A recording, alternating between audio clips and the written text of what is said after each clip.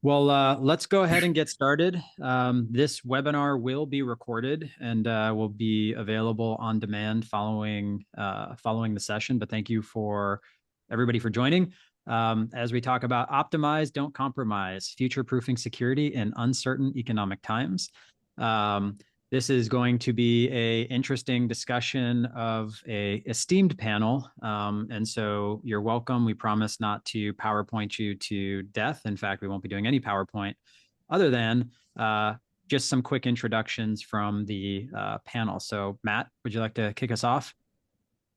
Sure, absolutely. Thanks again, Ryan, for inviting us on. So Matt Barnett, the president and CEO of the PSA Security Network and the Edge AV division. 30 plus years, I'll leave it at that, in the security industry, having worked for both integrators and for manufacturers in the space, namely Andover Controls, which is now Schneider Electric, Mercury, which is part of HID, AMAG technology, and spent the last 4 years here at PSA helping not only our membership, but helping the industry. So thanks again. Matt, I think you were one of the first people I met in the industry. Yeah, we have that connection to Manhattan Beach way back in the day. That's right. Then you abandoned us for Colorado, but that's okay. Talk about that another time. Lauren? Well, it's hard to follow up that intro, but I'm Lauren Brizette. I'm the Senior Manager of Government Relations at the Security Industry Association. I'm a bit new to the industry. I started at SIA in September of last year, but I've got about 4 years of government relations experience under my belt, and I've been helping with our advocacy efforts on the tariff issue. Awesome. And the man who looks so excited in his photo, Lee? Yep, so that was a very happy day. But Leo Das, CEO of the Access Control Collective. We're a digital media community building tool creator, really focused on the global access control industry and everything around it.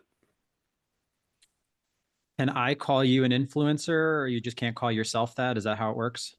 I've been called worse, so I'll take it. Thank you, Ryan. Today. Thank you. Today, clearly. Today, yeah. Yes, Okay. thank you. And I'm Ryan Schoenfeld, co-founder and CEO of HiveWatch, and former Fortune 500 end user and running global security technology.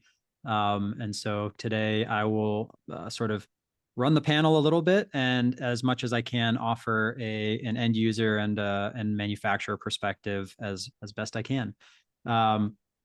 We're going to kick this off with a quick poll, and then we will go ahead and jump into the content.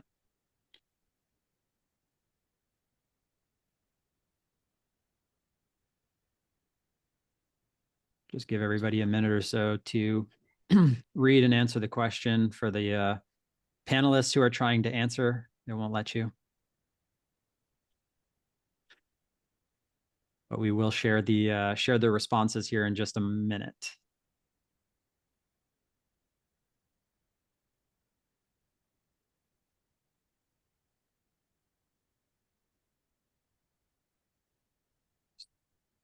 Give everybody a few more seconds here. All right, Jenna, let's go ahead and share the results.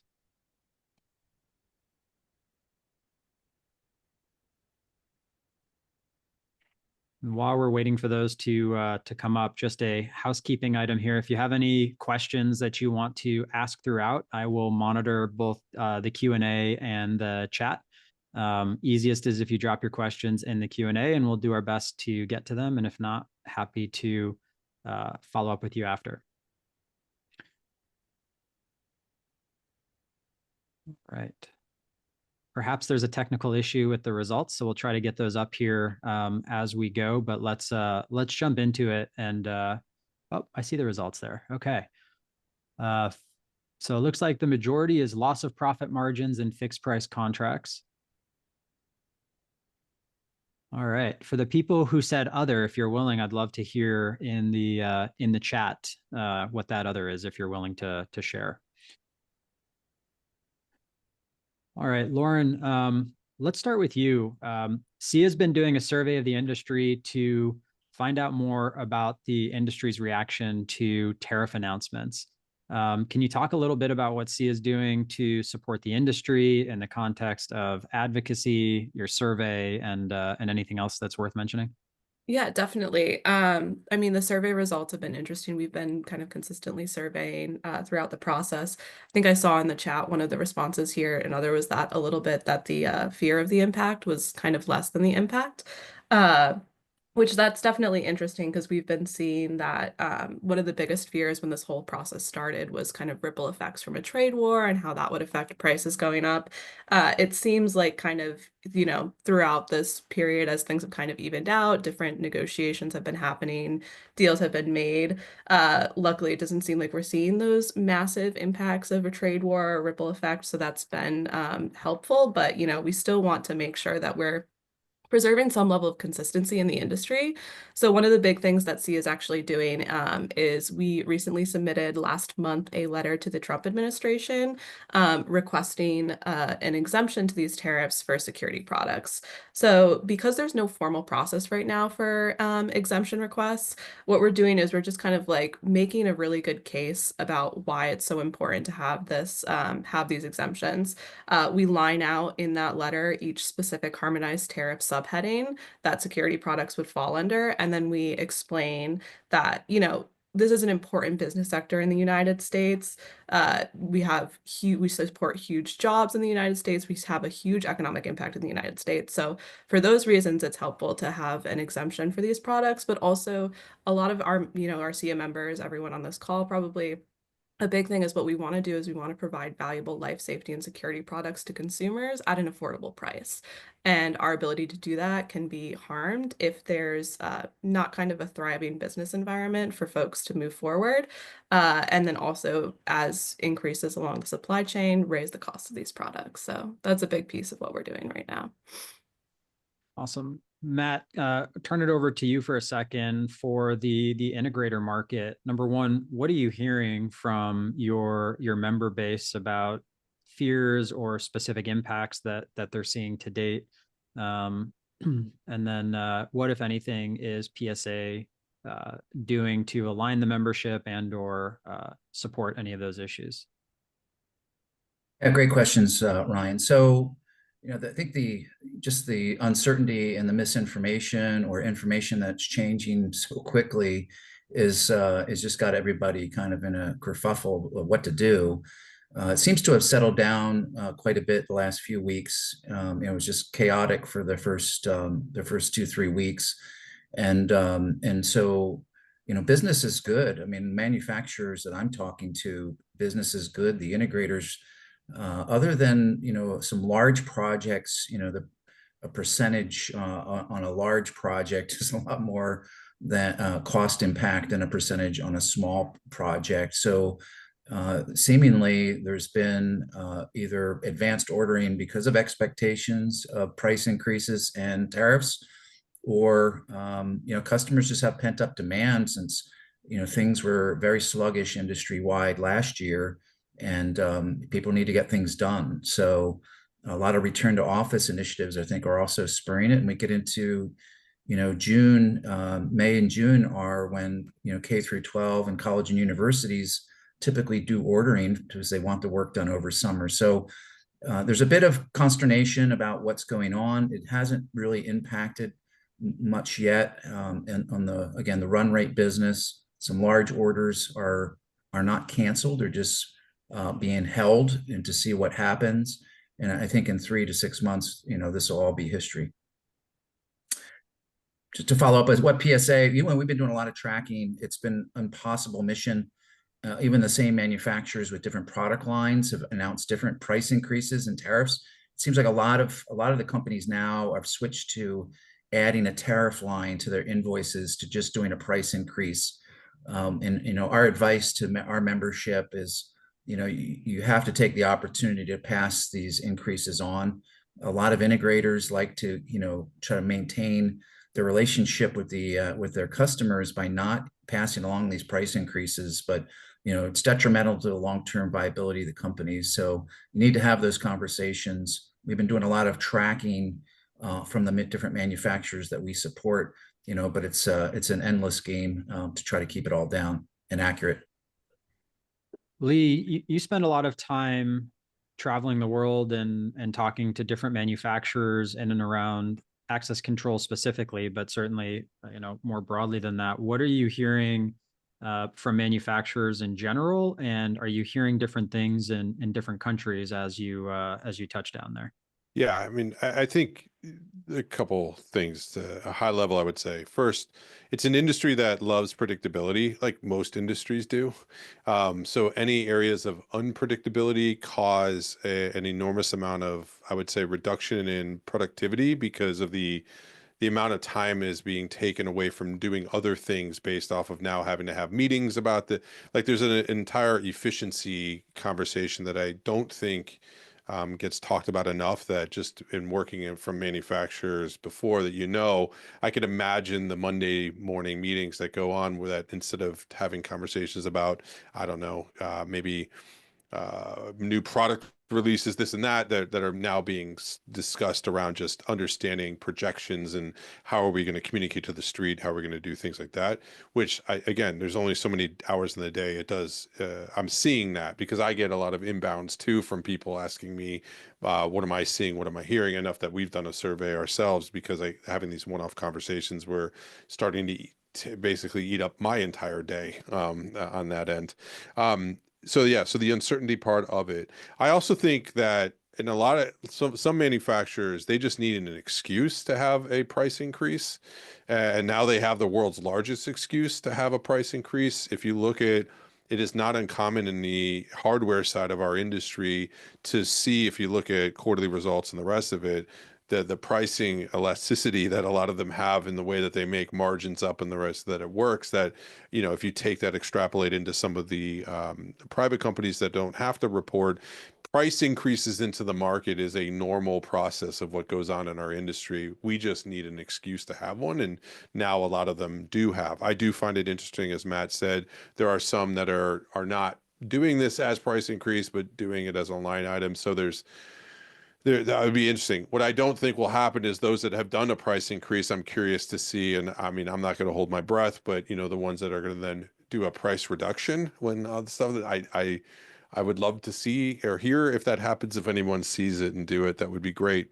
The other part of it is that I do think there are some people that made some bets that are reaping some benefits based off of, say, in certain parts of the world, whether if they opened up a plant in like Saudi and some other places that are going to be able to leverage that maybe differently than they did before, due to for regional impacts that they have of what it's going to look like.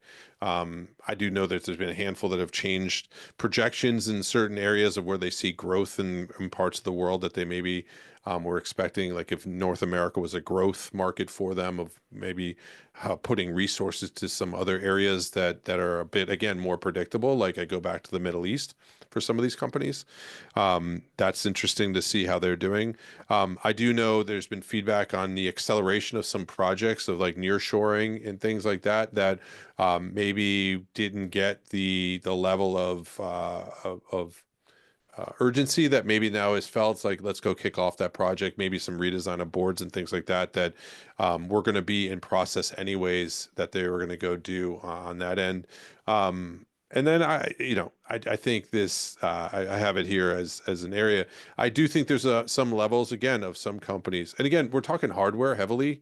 We are a software industry as well, that doesn't necessarily see the same impacts that are here. So we do talk about it as an industry in one big mass, but we do start to see a breakdown of that. But this sort of increase in automation side of looking at ways to be, we've already were somewhat in a year of efficiency anyway in some areas from the tech world bleeding into it. So some of these, again, are excuses to maybe reduce staff reduction in some areas, introduce automation in others. Like sometimes, in an industry that iterates off of the prior year, that likes to predictability, sometimes you need things to create sense of urgency for change.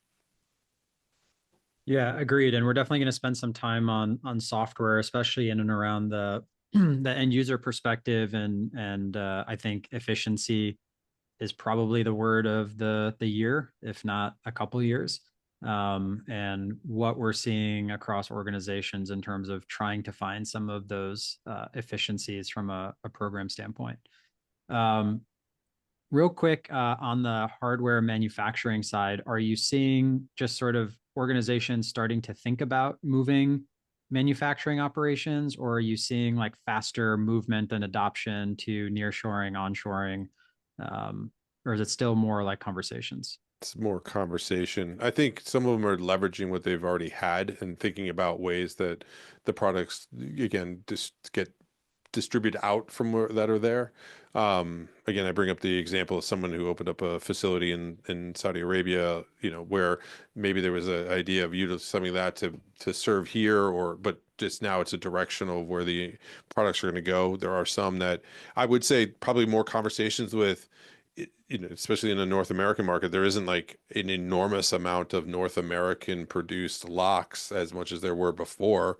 The ones that are here that do have that are probably taking more phone calls than they were before, right? So maybe taking a look at being opportunistic around a messaging, to market story that can go out about the sort of made in America that maybe didn't matter as much prior, but has more at least optionality conversation.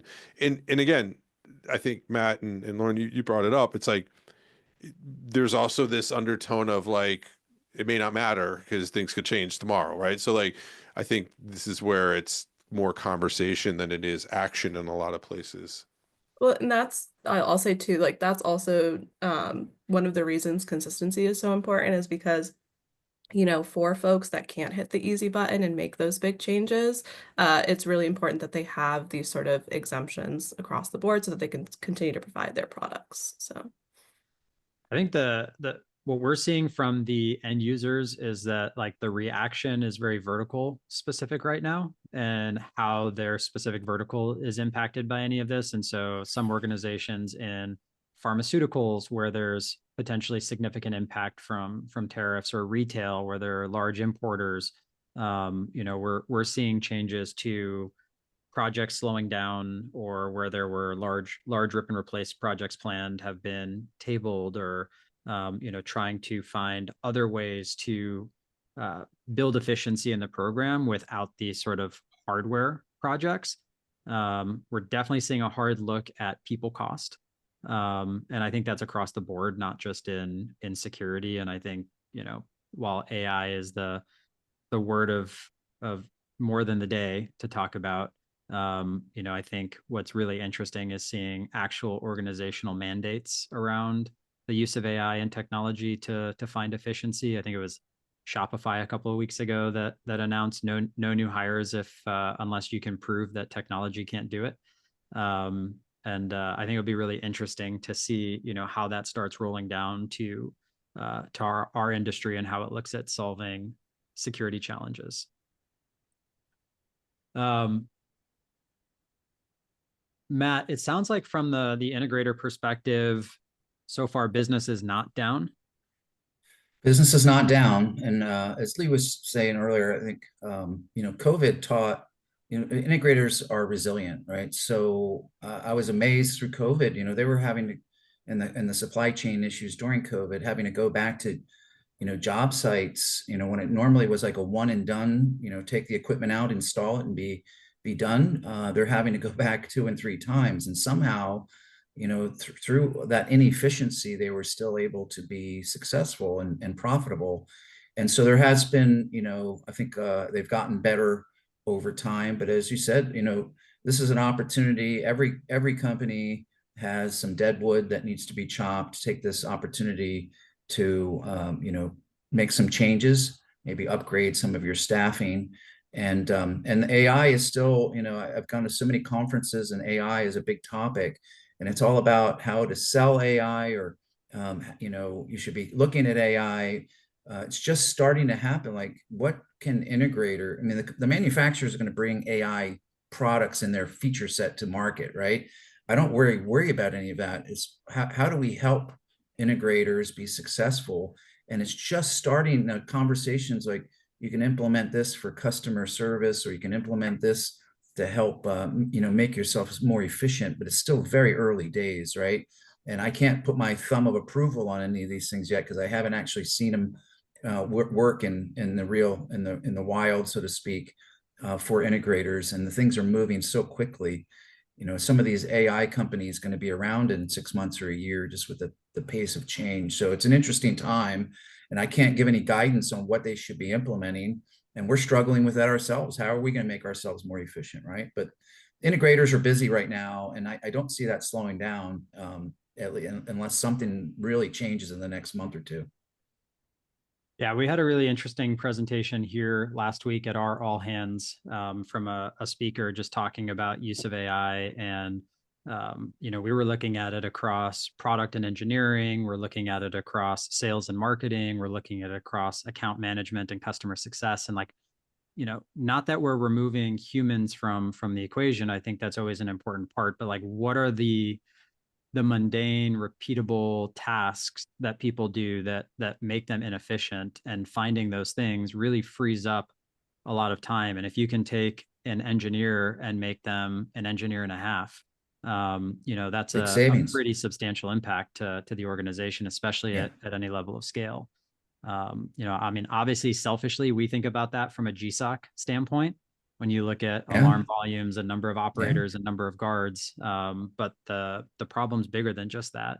It's even how many people do you need to manage your system? How many people do you need to manage, events is different. I think it's in person and probably still requires a pretty big human and in-person presence. Although I think there are technologies that help scale that better in terms of intel and things like that. But I also think that cloud versus on-prem is still, I don't know why it's still such a big conversation in the industry. But Lee, I'm curious from you, and then we can go around the horn. But there's a big push to cloud generally, but then I also periodically hear about some companies that are going from cloud back to on-prem. What are you seeing? Yeah, so it's what I'm seeing and what I'm hoping, I guess, would be two things. What I'm hoping is, as an industry, we get to quickly the idea that this is about hybrid and solution-based selling, and whether it's cloud or on-prem, it's an architecture of how a system is, and we have tools and resources and things to bring to customers to solve problems that they have. And even in cloud instances, right, there's an aspect of it being hybrid anyways. There's hardware and things that sit local that do compute, and then they go out to the cloud to do other compute, or other compute happens. The structure is hybrid. It's just, we treat everything in our industry when we don't have it, and then all of a sudden, when everyone gets sort of religion around it and does have it, all of a sudden we juxtapose it as a binary decision. Now it went from on-site to cloud. And we talk about it because, frankly, I think almost every company at this point, even all the ones that probably said they would never do it, are now rolling out a cloud sort of scenario. Now, to be fair, there's also demand that's happening, but it's not like that demand wasn't necessarily there before. It's just at the fever pitch of what it was. So if you combine the combination of the fact that we didn't have it, now we have something shiny and new to tell people about, and we can't wait to go tell them about it because it's interesting and different, with also a demand in the marketplace for not necessarily, I think the minority are actually people that are walking around being like, I need cloud, I want cloud. I actually think they're asking for the things that it creates and delivers and value that are beyond. In my opinion, it's this utility plus of the safety, security, keeping bad people out. Now they wanted to also let the right people in, operational efficiencies, revenue generation, and beyond from what it can go do. And when you put the on-site aspects of our systems and you put the cloud aspects of those systems together, the peanut butter and jelly come together to create exponential value. That's what people want. And I believe that is what the marketplace is shifting towards. I'm a big proponent of peanut butter and jelly. Well, good. I always like to bring food into everything. Yeah. Matt, are your members getting with the program as far as cloud? I think for a long time, integrators may have been part of the problem in terms of cloud adoption and having folks on the staff that understood the tech stack and the implementation of cloud tools versus, going out and selling a DVR and NVR and like you wire the camera to it and then you're done with the job versus more of this recurring SaaS model and everything that's involved in sort of it's an easier installation maybe, but more complicated from an IT and networking perspective and a different skill set maybe from the integrators. Yeah, I think there's definitely been some heel dragging and somewhat rightfully so because the industry is risk adverse by nature. So, some of the early cloud technologies were not the greatest, and every time an integrator has to roll a truck, typically that's just lost profit because it's covered under warranty. And so, that was a bit of a hesitation. But I think the biggest reason is just a change in the financial model, right? They're used to selling, $250,000 projects, $500,000, $1 million projects. And then all of a sudden you're selling, cloud solutions for $499 a month. And, you have to change your entire business model to do that. And so some of them are in flight making those changes. Some of them are like looking at the clock saying, I'm going to be retired before this becomes an issue. And then you have a whole new crop of, I can't call them integrators technically, but dealers that are entering the market that are just selling, cloud solutions, and they're doing it, every day in, day out. And when you look at the math, 10 years from now, financially, they'll probably be way more successful than a large portion of the integrators in the market today, because the multiples for those companies, based on what all the bankers and private equity are saying, gonna make them all rich. So it is an interesting dynamic. Some of it technology related, some of it just old habits and relationships that are hard to change. But the customers, I think the end users are asking more and more for cloud, and so we're seeing that acceleration. But it's still early days, right? It's not. I would guesstimate it's well under 20% of both the video and access market today. I was about to get on a soapbox and talk about incentives, and then I remembered that Lee was here, and so I might just like lob a little softball to you to talk about aligned incentives. And yeah, I mean, I talk about two things that I believe slow the acceleration of our industry, and I don't think they have anything to do with technology. I think number one is demographics, and I think number two is incentives. I think if our industry is set up properly to incentivize the growth and adoption of, the new value creation that we talk about, then I do believe we will see adoption into that area. Until the incentives change, I don't believe that we will see the growth. Now, I think the incentives are changing in certain areas, and there's companies in our industry that have proven this theory, if you would, correct, where they went from being private to being acquired by a private equity firm, and then all of a sudden they have religion into different growth. And really the only thing that changed is the ownership structure and the way that the people are incentivized within the business to grow. If I'm incentivized by the market to grow 6% and be incremental, I'm going to probably be 6%, maybe 8%, because my bonus gets a little bit bigger by doing it. But realistically, I'm going to go do that because that's what I'm supposed to go do. so this comment here that 20% of the market asking for cloud has more to do with the lack of understanding in cloud and trust in off-premise solutions in the demand side.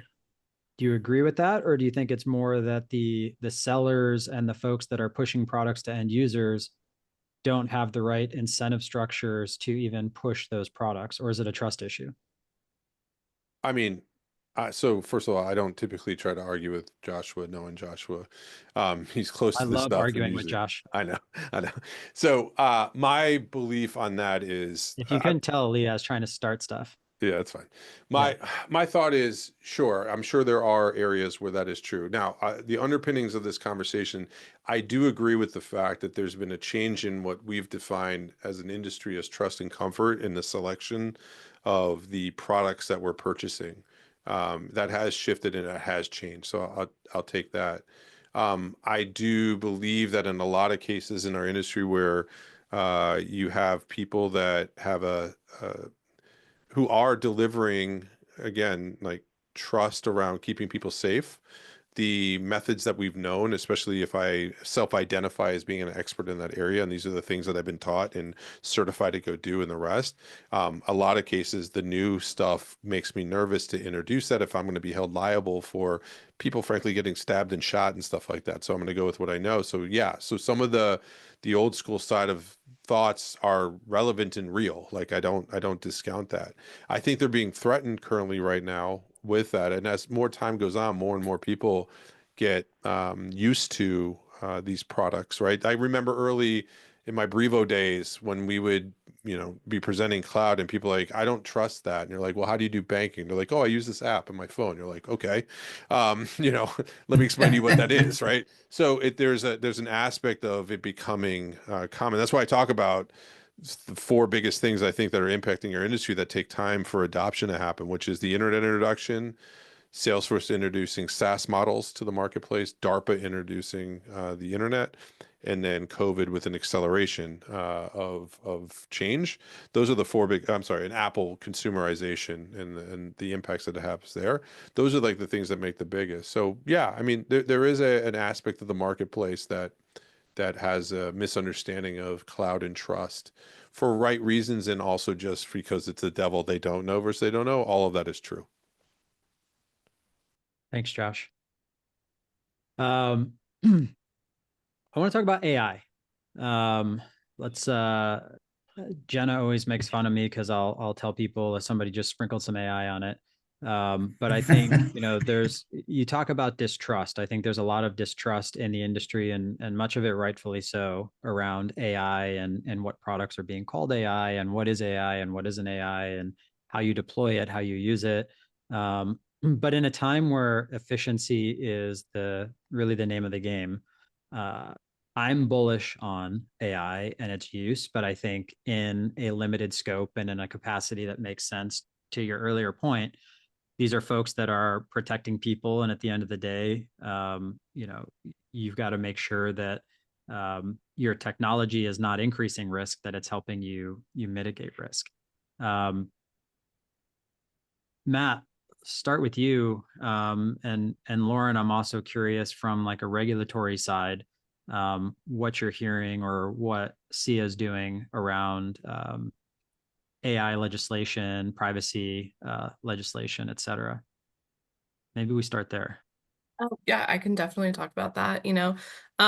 One of the big things that we do is we track this both on the federal side and then also across the states. And not to beat a dead horse, but again, I think especially for our industry, consistency is a huge thing. So from a regulation side, one of the things that we've seen over time is different levels of laws popping up in different states. California is a big one, Colorado is a big one, that offer different regulations for companies that are using these automated decision-making or artificial intelligence in their models.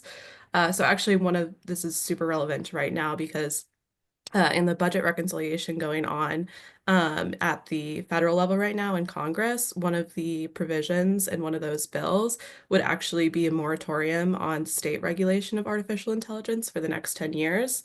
This would help keep it to a consistent federal level of regulation that's easy for companies to follow.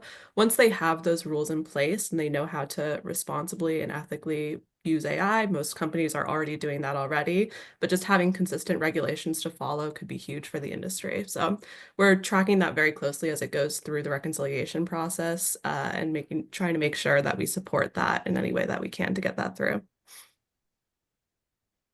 Matt, has PSA adopted many AI tools for your members to sell? We haven't. I mean, again, it depends on how you're defining AI, but if it's not built into a product manufacturer's portfolio, we don't really have any third-party applications at this point. So yeah, we should check out HiveWatch. Yeah, we need to talk. Yeah, just kidding, sort of. So yeah, I mean, I just saw a speaker that did a study, and I've seen this stat before, like 60+% of the end user customers don't have any type of AI policy internally, right? So it's like, the early days of the internet when you can download a browser and start streaming, checking out the internet. And companies had to eventually implement policies around that. Right now, and PSA is in the same place. So we're working on some guidance to the membership on what, you shouldn't be uploading your P&L and asking the ChatGPT to do an analysis for you, because it becomes public information, right? So there's an issue there. We're still looking, at, what products can we bring that are not security specific, but again, helping the integrators be more successful by implementing AI as a way of becoming more efficient.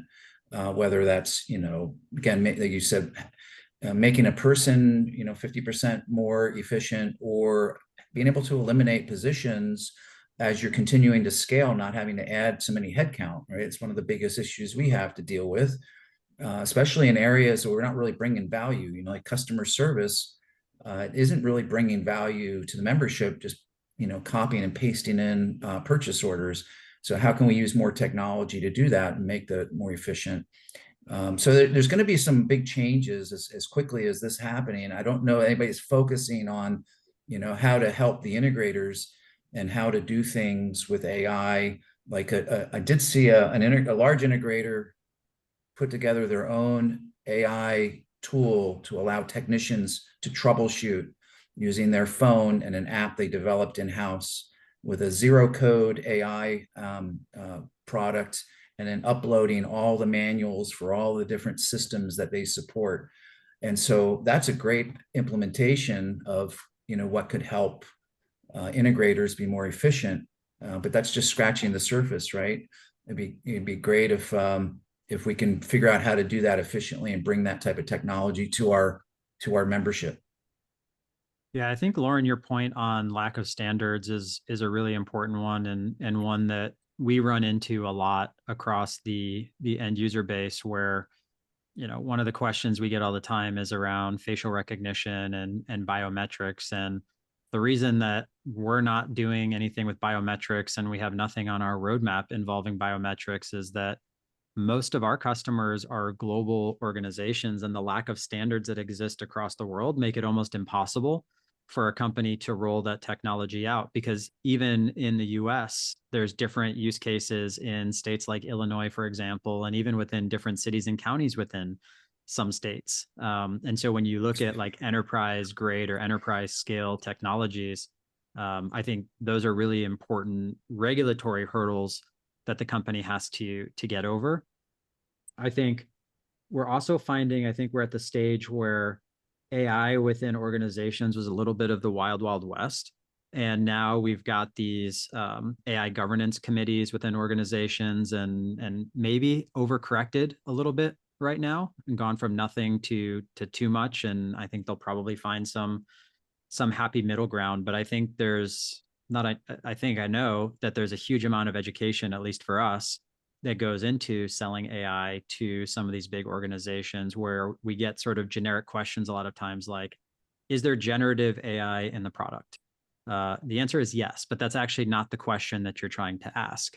Back to Matt's point about not uploading a P&L to a model where it becomes public information. The question is really about data privacy and data storage and data governance, and that there's plenty of large language models, even, frontier models like Anthropic and ChatGPT, where the models can be hosted internally and where data is not shared back to the model provider. And, those are really the questions that organizations need to be asking, not generic, does it involve generative AI?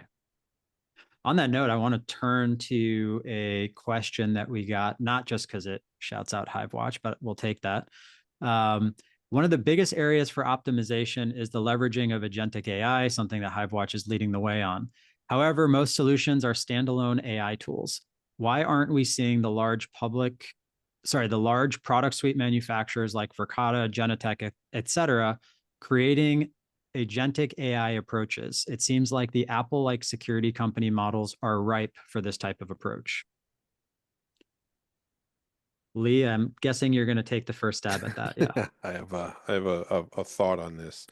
I would bet most of them have some project going right now where there's an aspect of it that's being either because they have service providers like Salesforce and others coming to them that they work with, telling them about their agentic tools, or Microsoft, whoever, that how they can build them or use them themselves.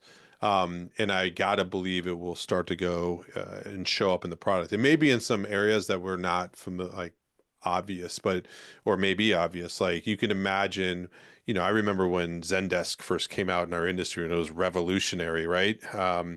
A tool to help with customer service. Then even remember when Sonos first came into the world, their big thing was they used a community board to do FAQs and things like that. So I would imagine we'll see that tool sort of roll out in some areas where there's internal efficiencies that help them help customers. The rest, like you can imagine, the days of querying through PDFs online for products, you can ask it questions. I do start to think we will see it even in areas, I believe, especially with the cloud-based tools, where I have a data set, start to understand that restaurants, 80% of restaurants configure their system this way at least, right? Like they form 4 groups, they do these calendars, like there's some familiarity across where you push a button or say, hey, I'm a restaurant, and and it does 80% of the configuration. That last 20% is done by the channel of sort of bringing the system to where it needs to be on that end. So you can start to see some of those.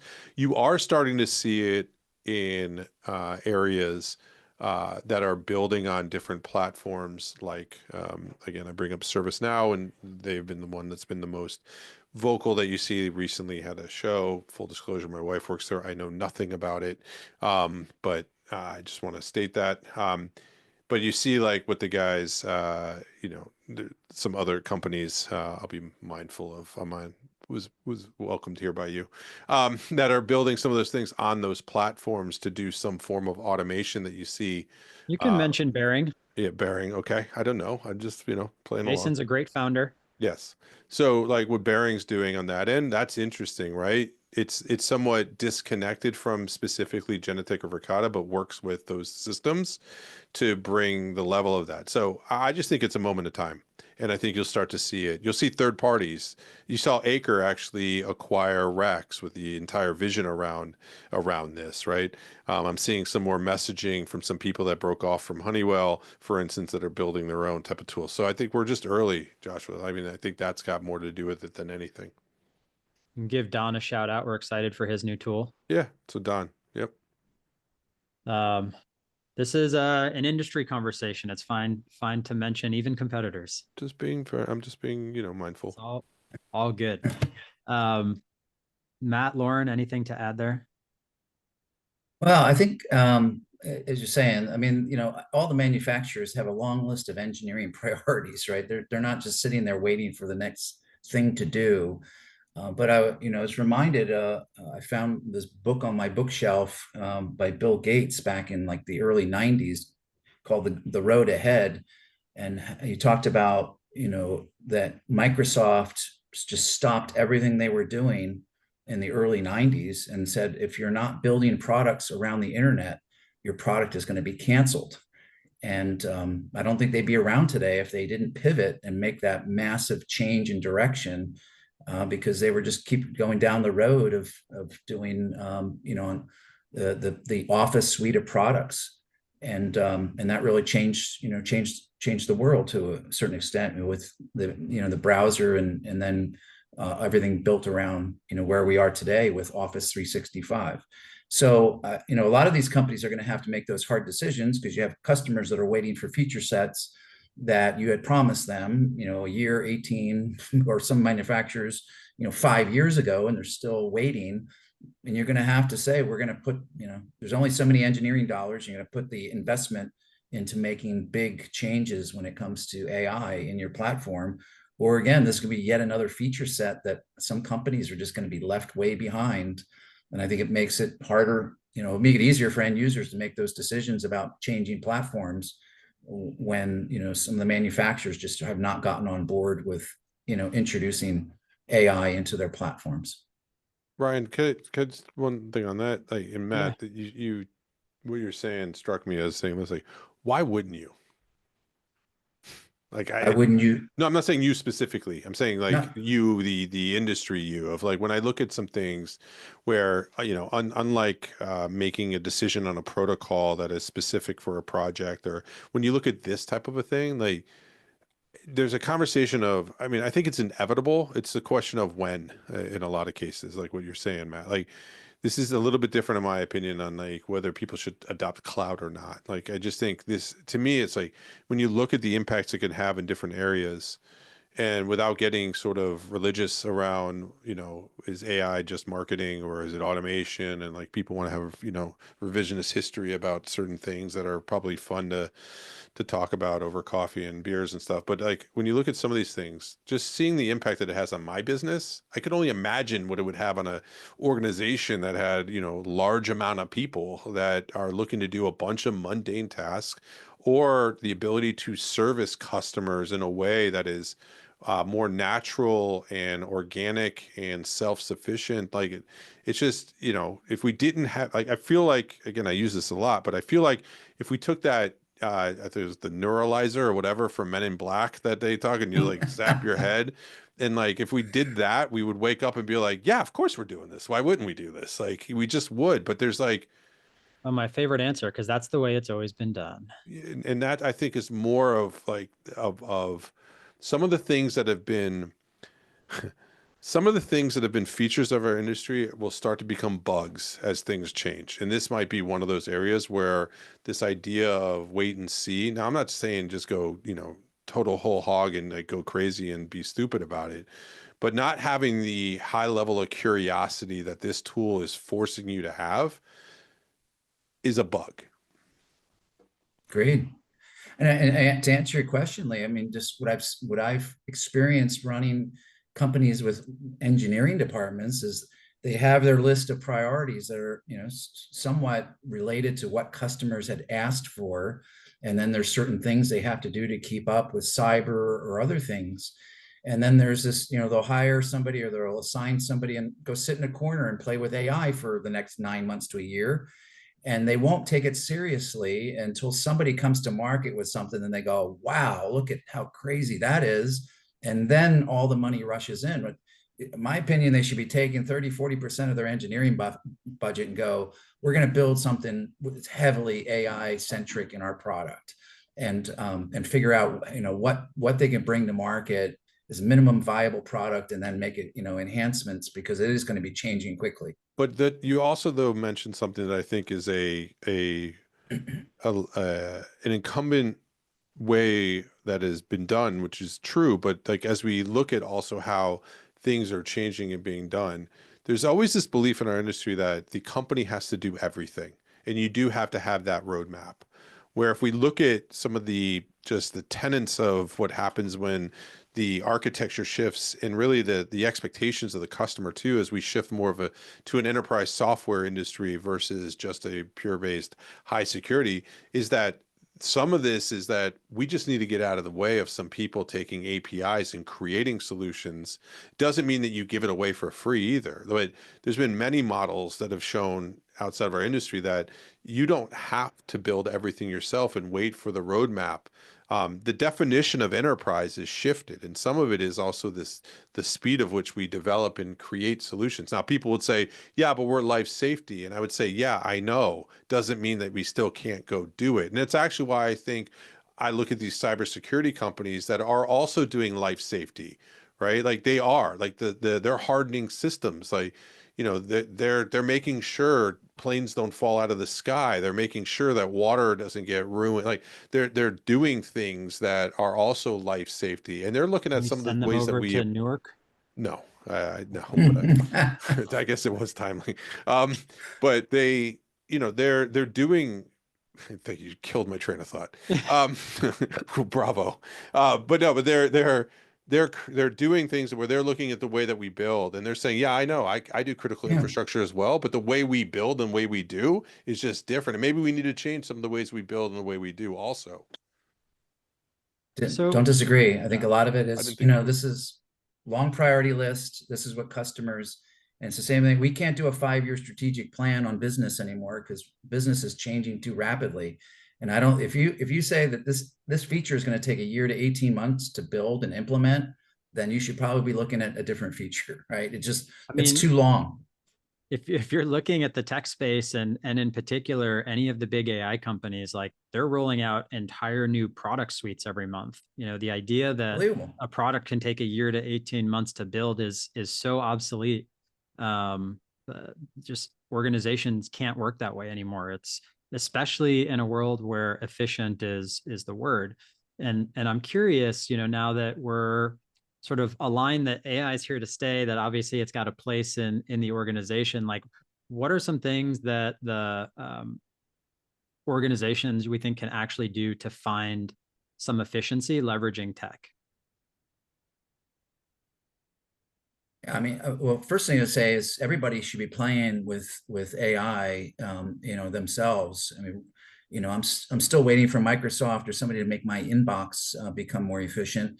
There's some third-party add-ons that some people in our office have tried out, which have making an impact on just the number to make themselves more efficient, the number of emails. But you know, you should be playing with it.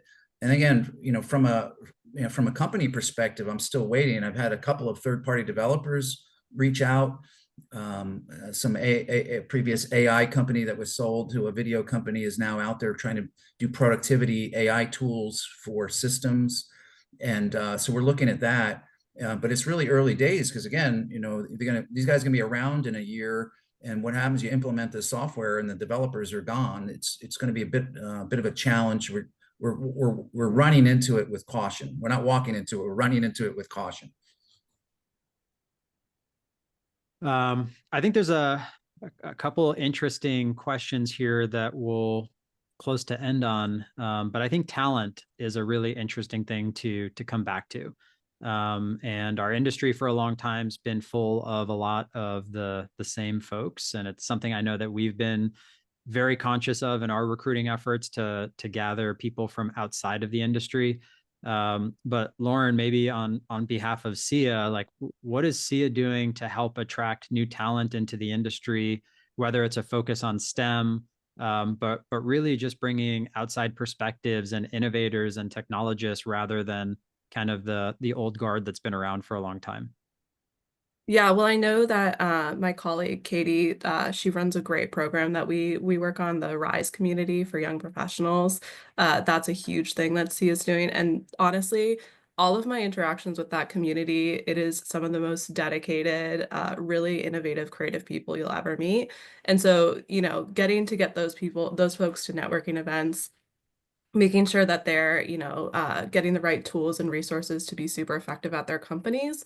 I think the success that we've seen in that program has been really great, and it, you know, it just goes to show that getting that kind of infusion into the workforce in the industry has been really great than what we've been seeing moving forward.